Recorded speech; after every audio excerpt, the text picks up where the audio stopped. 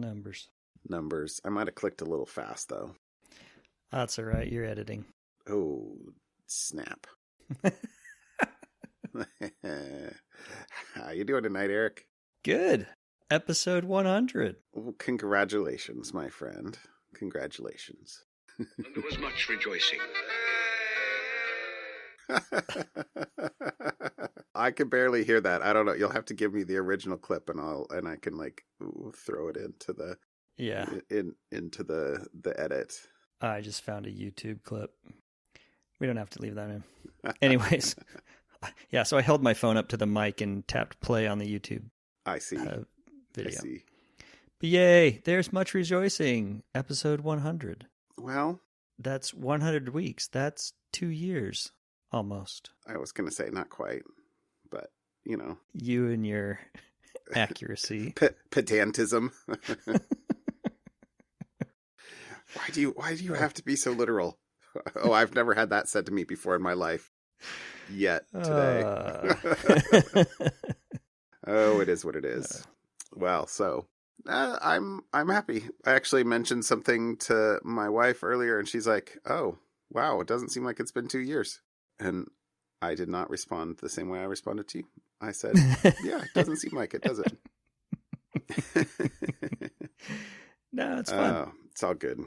So I didn't actually plan anything special for this week. I just didn't. Unfortunately, I have to show you next week because I got something in commemoration, and they're not arriving till tomorrow. So, did you get stickers? What did you get? I'm trying to think of what you would get. And if anybody wants stickers, they can just send me an email. I will send you some stickers. No, I'm not telling you. Okay. Oh, I'm keeping it a secret. Keep it a secret. It's new for me. I'm not very good at keeping secrets, especially ones like this. Well, save it for 4 more weeks, and you can surprise me on the 104th episode. That's like the whole is a gigabyte a power of 2, or is it power of, is it a decimal 10? A gigabyte is totally a power of 2. Depends on who you ask. It's 100. It's not. What would it be? 128. Yeah, we should wait till episode 128 if we're. Oh, you want to roll a bit? Okay, I don't know.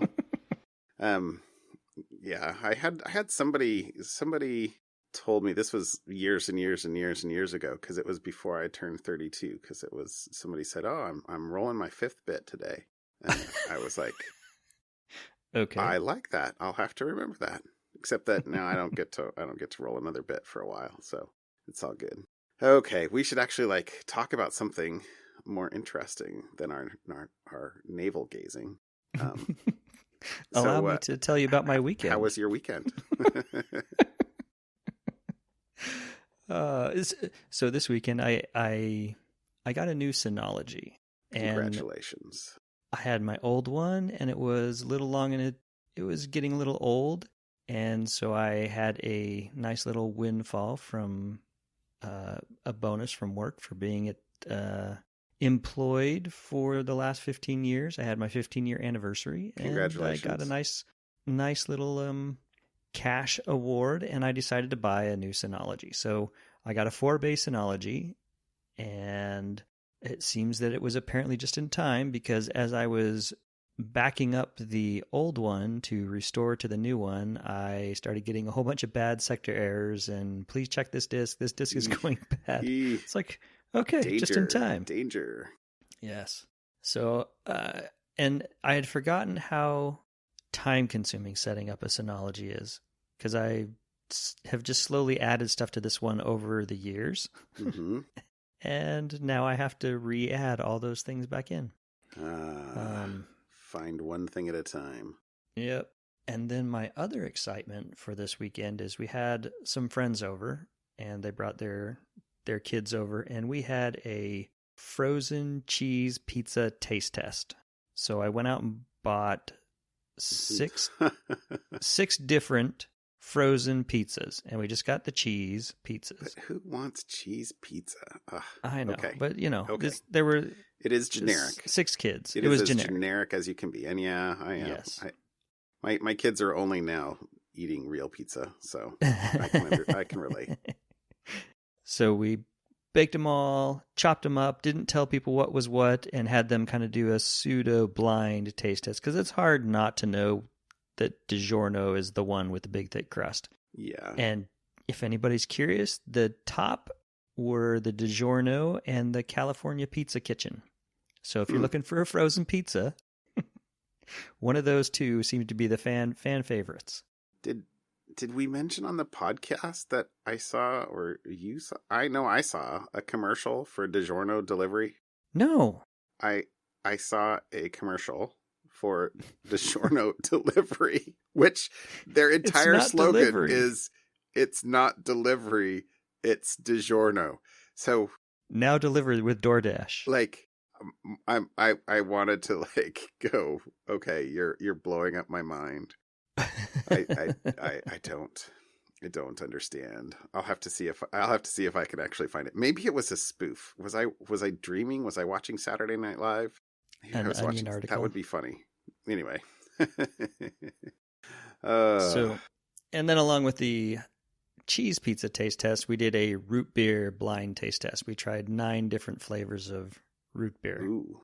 And there were no strong winners out of that one.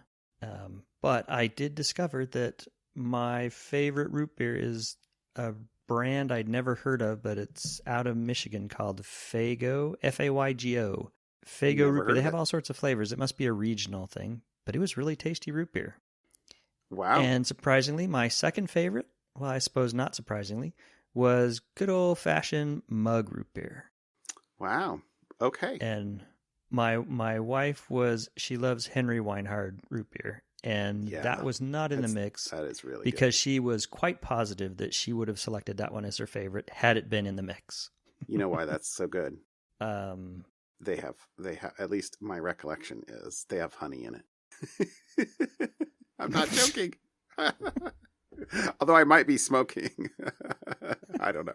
My recollection, though, is that there is honey in it. I will look that up. there is one brand, popular kind of, what do they call it? Fancy brand of root beer that does have honey, which I didn't care for, to be honest with you. I don't remember which it was, though. Oh, come on. Honey essence? So it does not have honey. Do they wave the honey over the root beer vat? I don't know what that they means. waft some honey over it. So I'm going to give myself a point Half a because it point. has honey in there, and then I'm going to take away 2 because that doesn't count. All right, I'm sorry. All right. I'm sorry. Well, Real-time now follow-up. tell me about, wrong. since we'll just go right into the honey portion of the podcast. That's right. Because if you follow me on Twitter, you know that I am currently trying to make mead. Yeah. Bring out your mead. I like that. Yeah. So that was one of the things I did this weekend. I've been meaning to for a while because I feel like I mentioned it on the podcast, but I kind of had a one-sided deal with my wife that if I got 100 pounds of honey, I was going to try and make mead. I feel like I might have said that on the podcast. Anyway, Yeah. I'm okay. Mm-hmm. And I'm claiming 100 pounds, which, close enough. And so a friend of mine also had given me that book last Christmas that said How to Make Mead Like a Viking, which I read most of. And I read a bunch of stuff online, and I was like, all right, I'm going to do it. And so I did. Got all the stuff last week. Were you wearing appropriate Viking attire while you made the mead? No, I was not. Actually, I guess it's kind of a little bit funny, too, because I decided that I would do it Sunday morning, because I'm normally up before the rest of the family. I'm also awake after most of the rest of the family goes to sleep, too. So, if you wonder, gee, what does John do? He really doesn't sleep as much as he probably should. But anyway, so I woke up at sort of a little earlier than my normal time, maybe 5:30 in the morning. And I was like, well, I was kind of excited, and I'm like, I'm just going to get going. So I'll get it done kind of before the family wakes up. And, it wasn't a thing that they particularly cared to participate in.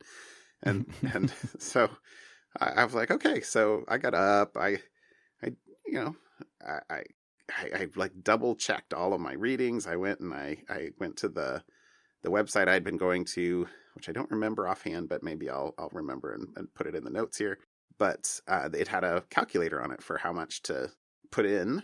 And so I'm triple checking everything. I'm getting all my stuff ready, and then I start going, and I'm practically done. And I look at the clock upstairs, and it says like 7 o'clock or something along those lines. And I'm like, oh man, I'm not going to be done in time. And everybody's sleeping, and then eventually I realized that it was daylight savings time.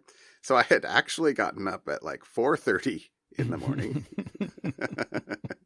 It was now 6 o'clock in the morning. Nobody will voluntarily wake up in the house before 8 normally. And anyway, it was pretty funny. I thought it was funny, at least. And so I finished long before anybody else was up, but I got it all done, got the 2 gallons, but I think 2 problems so far that I think I'm going to have. And I don't think there's a solution for the first one, and I got to ask a friend. I got to phone a friend about the second that I haven't yet done. But the first problem is I swear I triple checked my calculations, but I put in I think too much honey, because after I had everything mixed, I used the hydrometer to figure out what the potential alcohol was, just to get a before reading. I forget what they call it, like a original gravity, I think, OG. So because you basically you get a reading to see how much sugar basically is in the water and what your potential alcohol content is, and I pegged the meter, which I guess it's not really a meter, but it's bubbling too. It was bobbing too high. The scale didn't go down far enough. So you're it's creating jet fuel. Super. Well, you can't. The yeast will die. So right, I mean, the yeast will only convert so much sugar before they'll have created so much alcohol that they then die. and the yeast will go to 18%. Is what there were 3 basic measurements for the yeast. It's the alcohol by volume, so they can go to 18% ABV. There's the conversion rate, which is how efficient are they, like how close to that will they get. And this said 95 to 100%. So I guess good. And then the third one was flocculation, which is basically a measure. Please don't say that word wrong. Okay, yeah, perhaps not. But it's a measure of how easily it will come out of solution and fall down to the bottom, so that you can siphon the top part out without getting all of the sort of dead yeast remains at the bottom of the jar. So you're making a dessert mead. Exactly. So they'll take it all, and then there'll be a whole bunch of water still in there, or honey still in there. So it's going to be super sweet, I think. Whatever. So I don't think there's a solution to that, other than next time maybe put less in, or maybe what you're supposed to do probably is add and measure as you go until it reaches the level that you want, and then stop adding honey instead of just measuring, because I'm sure honey varies by the sugar content per ounce as well. Right. Anyway, whatever. The second problem is that if I go and I look at my bubble valves, there's mead up in the bubble valves where there should be the water, which basically means that I think I filled the jars too full. And so it basically pushed mead up into the bubble. And I don't know what that means, or if I should just pop them off and rinse them out and re-put them in. I don't know. I'm surrounded by I don't knows. Okay, that went on way too long. We need to stop talking about mead. Sorry. All right. Follow up. All right, let's move on to the actual security part of the Mostly Security podcast. Otherwise, it won't be mostly about security. Well, it is our 100th episode. We could do whatever we want. All right. Well, hit me with some follow-up. Have you seen the latest info on the QNAP? And I know you have a QNAP. I do. I did. Did you update it? I did not. So apparently there is yet another strain of malware making the rounds of QNAP. This one is called the QSnatch, and it injects code into the firmware and then turns it into essentially a command and control device. Yes. So if I read this correct, because I did see this earlier, you do. It does need to get there somehow. So either it comes from inside your network somewhere, from basically a land and expand, or you have to expose your QNAP externally. And I have not exposed my QNAP externally to anything. So you should be safe. Yeah, but that doesn't excuse me from not having updated it. So you should probably update it. I will update it after we're done recording. All right. So next follow-up. I was very excited to see that OpenSSH they've now added a document on how they will support U2F and the little YubiKeys, FIDO security keys, and how you can do that. So I'm excited to see the next version of OpenSSH that would support the U2F protocol. Might be fun. Interesting. Mm-hmm. So this is just a Word doc to specify what and how to make it work in OpenSSH. I don't think it's implemented yet. It's just, hey, this is how we're going to do it. And if you want to support it, I guess this is how it's going to happen. So it'll be interesting to see how that pans out. That's kind of cool. I can see that. And I know I've talked about YubiKeys and U2F quite a bit. So there's the follow-up there. OpenSSH, soon to support U2F. Good for OpenSSH.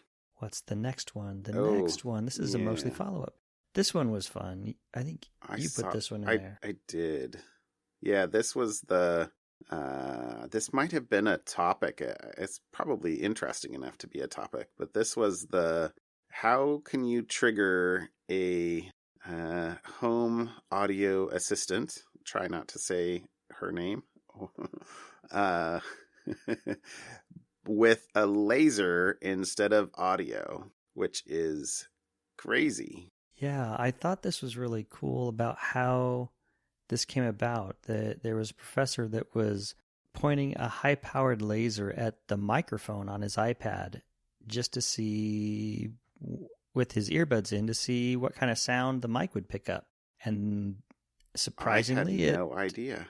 It started to pick up a high-pitched tone, and that got him thinking, I wonder if I can do other things with lasers to microphones and send signals that trigger that. And then apparently 6 months after his little iPad laser test, he had figured out how to, read the words, honed a curious photoacoustic quirk into something far more disturbing.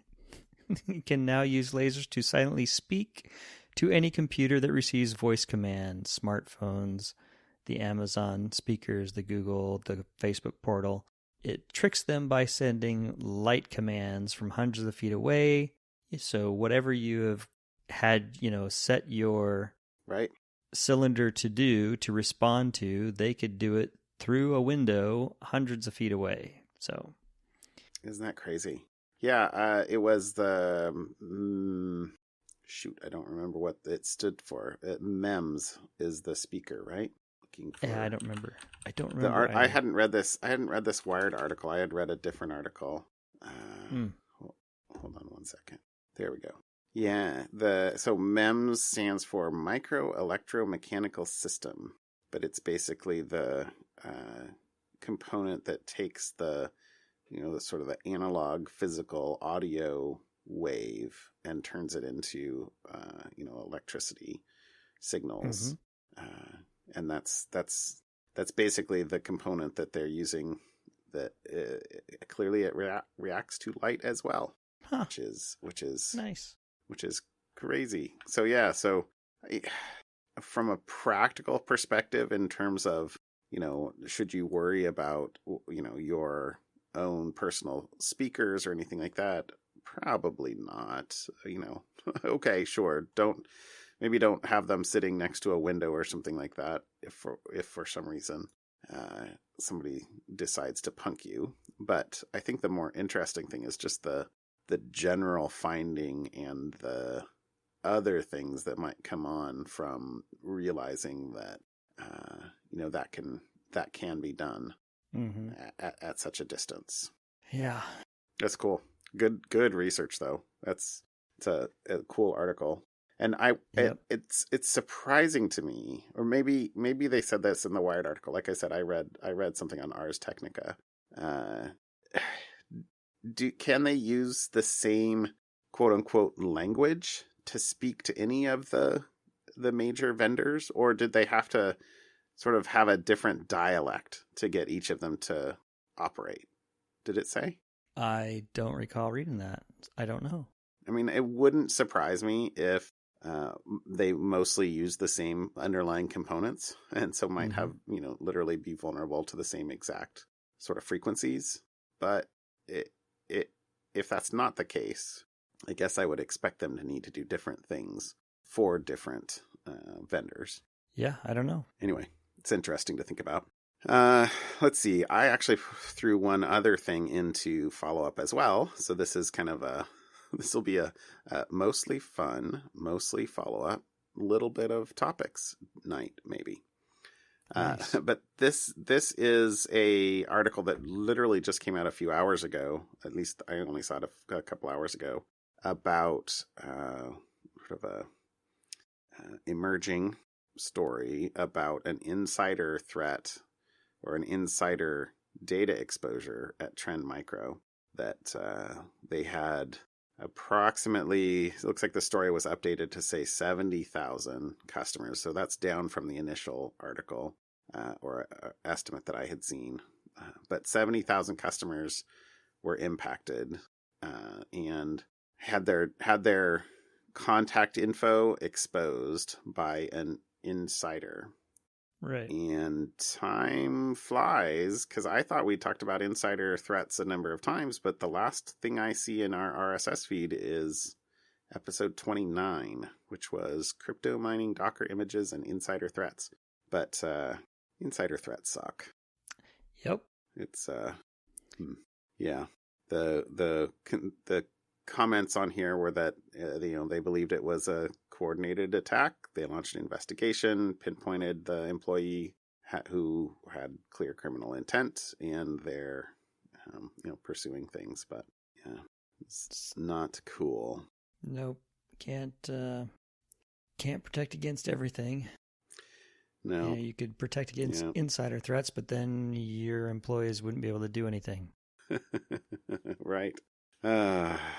So anyway, well, I mean, that's one of the things that I like about some of, again, it's not a clear black and white, but for some of the one of the things that I'm a fan of, I guess, with the Apple ecosystem is so much of what they do from a security perspective, they aren't touching your data, and it's because they're not in the business of needing access to the data.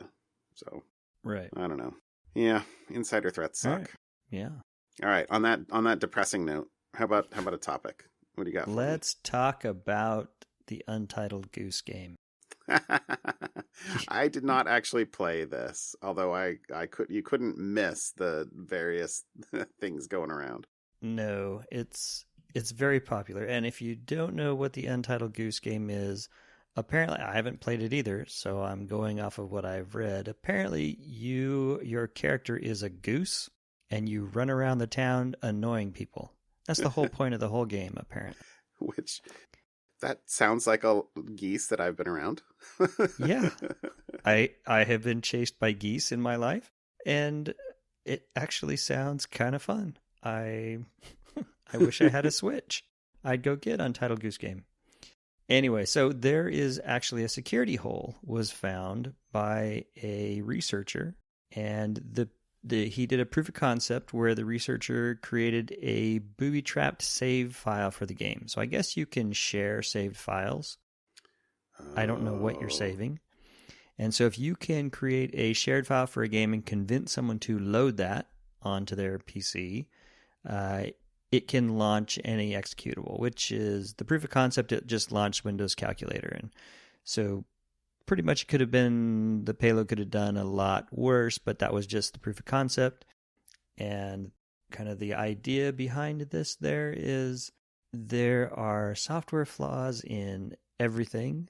And this is just a reminder, whether you're a developer or a consumer, someone writing code or someone consuming code someone else has written, there are weird ways people might be able to exploit the weaknesses in that code. And so just pay attention. No, just, this is, I guess, a secure developer thing, and I don't know the specifics of this exactly, but many languages have the ability to basically exec code, right? Yep. I know how much you love JavaScript. My favorite. I know. But it's pretty easy. It's pretty easy to take a chunk of, code and exec it, which basically says, hey, take this other code that I've loaded and treat it as if you want to execute it. And you have to be very, very careful if you ever do that, because you never want any user generated content to be able to be executed in such a fashion. Because if you do, you just handed them the keys to the kingdom or the app or the device. Yep. So yeah, try not to exec. But that's one of the things about scripting languages. Sure makes it easy. In fact, that's kind of something we talked about. Was it last week about the Discord app? Yeah. All right. Yeah, so they've already patched. Untitled Goose Game has already issued a patch, and so if you are playing Untitled Goose Game, go get the patch, or don't load any save games from strangers on the internet. A good plan. No save. What do you have, John? Games for you. I chose an article that the point of choosing it wasn't so much for the article, but for sort of the dive that you go after, kind of clicking in this. And so the actual bug is a use after free bug found in Libarchive. So Libarchive is a library.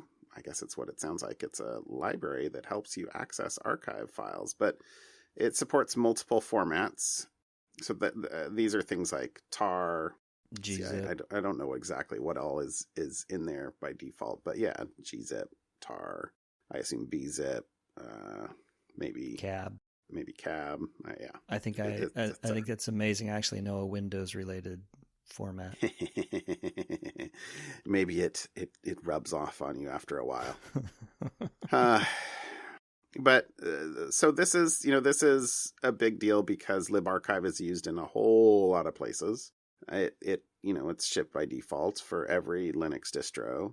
It was found in May, I believe, and patched in June, and took a while for all the distros to basically pull it upstream, but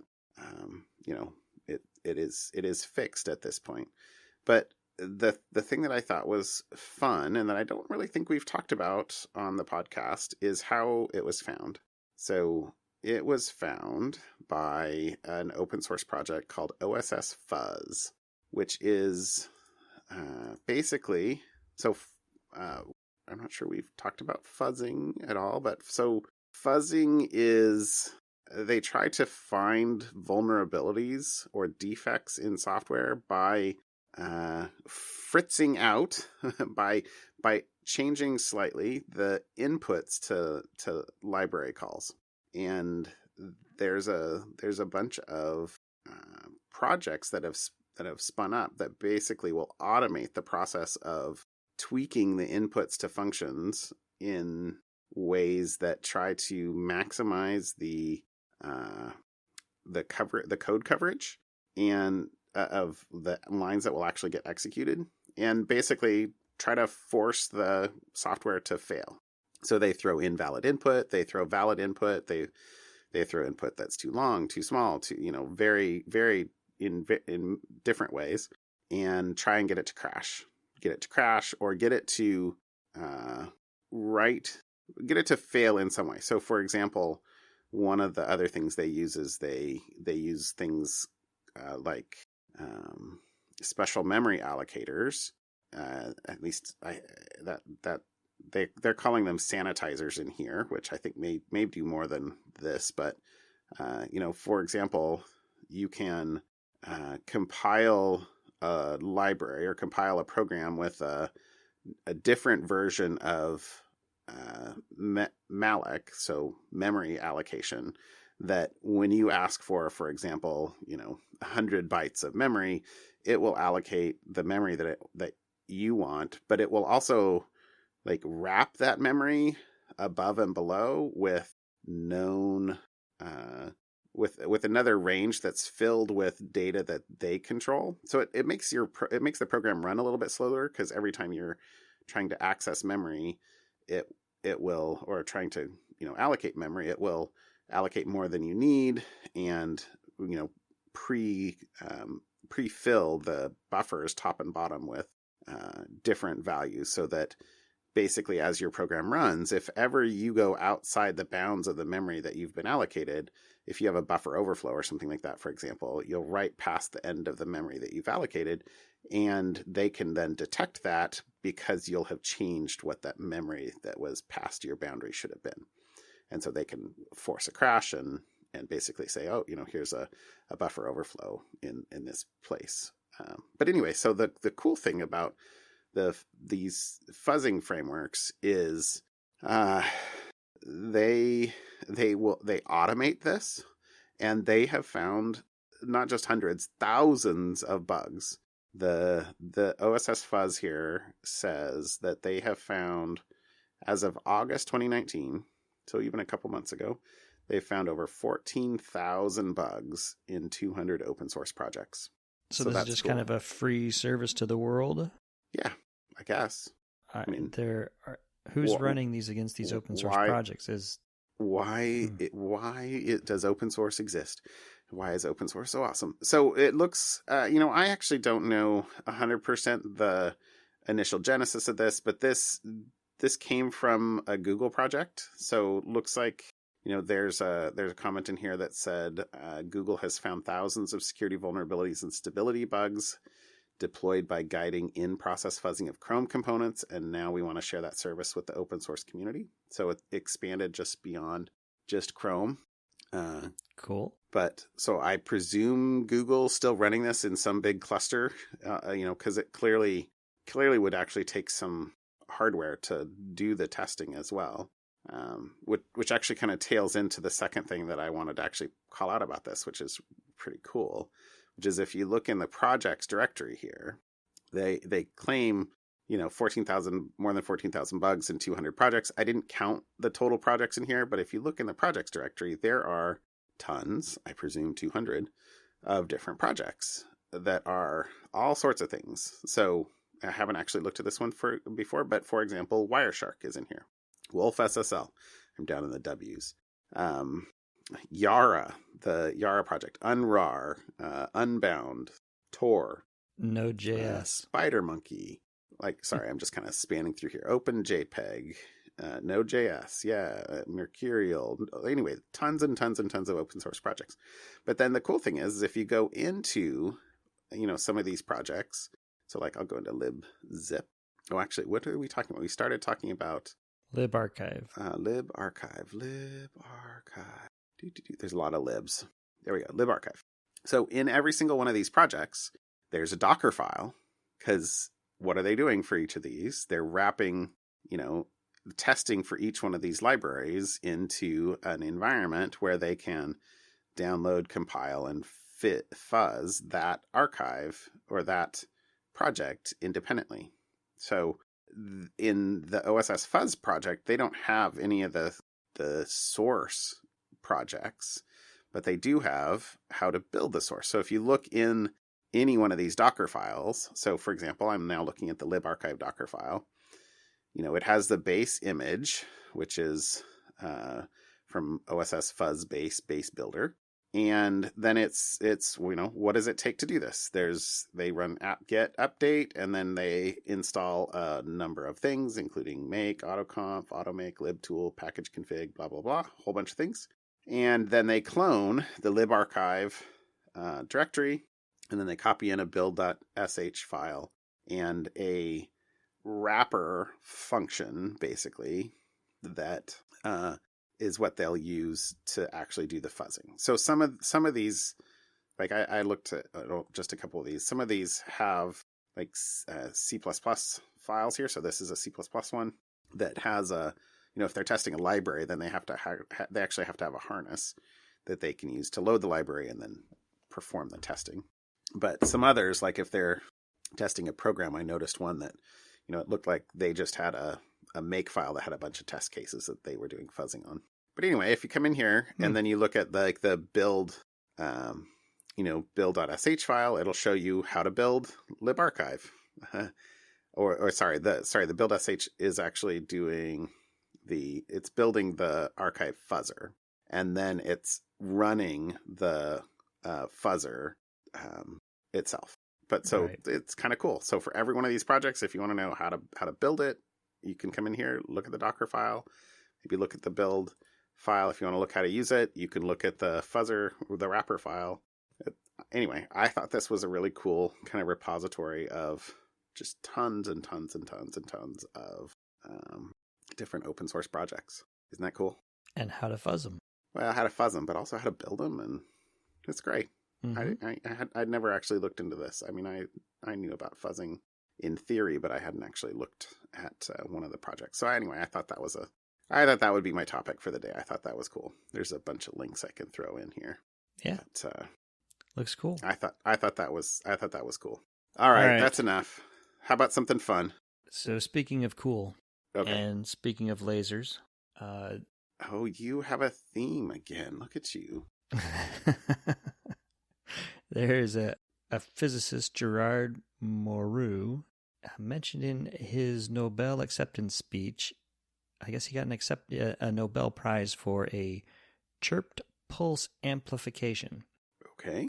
This article is mostly about how he believes that in 10 to 15 years, we could use lasers to cut the lifespan of nuclear waste from 1 million years to 30 minutes. And because what it appears to be is if you change the number of atoms on an element, then that element is no longer what it was when it had a different number of atoms. Right? Protons. Protons. Okay. So anyways, chirped pulse amplification. Cue the pedanticness at the beginning of the episode. That's all right. You have a theme too. It's okay. We all have our themes. Okay. The chirped pulse amplification flashes a laser so fast it can cut through. It's used to do surgical cuts and very high precision cuts. And so that's what he won the Nobel Prize for, I think. But one of the other things that I learned, which I was unaware of what an attosecond is. So it's a unit of time, and 1 attosecond, which is how you measure this chirped pulse amplification stuff that he worked on, is 1 attosecond is the amount of time that it takes for light to travel the length of 3 hydrogen atoms. So it is a really, really, really, really, really tiny unit at a time. Yeesh. And as far as I can tell from the article, what the belief is, and he's already started a project with, what was it? France. The Alternative Energies and Atomic Energy Commission in France, that they think that at some point, if you're able to use lasers to irradiate large quantities of material, then in theory, you should be able to use this new technology, this chirped pulse amplification, to irradiate nuclear waste and change it. and reduce the half-life and reduce that, and they believe in 10 to 15 years they might be able to show that something might be able to make nuclear waste less nasty. So that was my something fun. I for this week. am suspicious, but okay. I learned what an attosecond is. Transmutation. So another word for transmutation is called fission. Sorry, I'm looking at the example where they have a proton being taken out of the nucleus. Right. Yes. So anyway, okay. Well, I didn't read the whole article because I couldn't quite in the time and give it its shrift, but I will give it some more shrift after we're done here. All right. What's your fun? What is fun worthy of episode 100 from you? Oh, come on. Don't put pressure on me. It's not, I mean, it's cool. Yeah, you're editing. You can cut that part out. Well, the fun thing that I saw this week is a new application of machine learning. And I thought this was cool because it kind of combines something that's actually, I don't know that I've really talked about it on the podcast, but we have a lot of music in our life. My kids both boys are string players. And so, they're at practice a couple times a week. They've got a bunch of concerts and orchestra performances. And my older boy plays the cello. My younger plays the violin. And anyway, this something fun is called Spleeter, or I assume it's kind of a play on the splitter. But it is where is this? I forgot who this was from. The team at Deezer, which I'm sorry, I'm not cool enough. I don't know what Deezer is, but they basically take any music and they will split the vocals from the rest of the background music. So for things like karaoke or being able to play along with the rest of a band or a piece of music, this is something that's really cool. And if you don't have the original sort of multi-track source for a file, you can't do this. There are commercial products that do it, and they were saying in the article that we'll link in here that this open source project is comparison wise about as good as the professional software that costs thousands and thousands of dollars. Mm-hmm. And I want to go play with this. They trained this on some of the other open source libraries that have been out before. They have trained on small samples, but this they've trained on, I thought they called it in here, had been trained on millions of, where's it? Sorry, I should have pulled this out. It's been trained on tons and tons of songs, and then they've actually already released the trained models. So you can go train it yourself if you want, but they've also released the models for a couple of different types of splitting. So the two stems. So I didn't know stem was actually the word that they used for like tracks, but two stems is they'll separate vocals from everything else. Four stems is they'll separate vocals, drums, bass, and then other. And then five stems is vocals, drums, bass, piano, and other. Isn't that cool? Yeah. Isn't that so right? It's cool. This is very cool. This was my something fun. And I listened. I didn't actually go and build it, but I did listen to some of the tracks that they have posted in here. Mm-hmm. And it's not perfect, but here's one of the comparisons they made. It says, compare the above to the isolated vocals generated by this particular commercial service that uses machine learning to separate audio, that they charge you $4 per song. Mm-hmm. And this is better in some ways, at least it says. So for example, they say that the piano is audible throughout the commercial services track. And then, it's definitely not perfect. So like there's a Led Zeppelin song they've got separated out that you can kind of hear a little bit of the background vocals in, the music track. So it's not perfect, but still super, super cool. So anyway, check it out. That is, sorry, I've been listening to, while you're talking there, I've been listening to all the little samples back and forth. This is really cool. Isn't that cool? Okay. Yeah. Is that worthy of a episode 100 something fun? Yes. Gold Okay. star for you. Okay. Oh, I get a gold star. That's awesome. Yeah. Very cool. Well, hey, John, 100 episodes. Eric, congratulations, my friend. Yes. Congratulations. Good for a few more. Yeah. All right. Now So at far, least so when good? now at least when we post it, we don't have to prefix with a 0. We That's were true. forward thinkers prefixing with zeros. That's true. Well done. That was your all credit to you. Wise man. All right, Eric. Have a good night. Yeah. All right. I'll talk to you later. Talk Bye. to you later.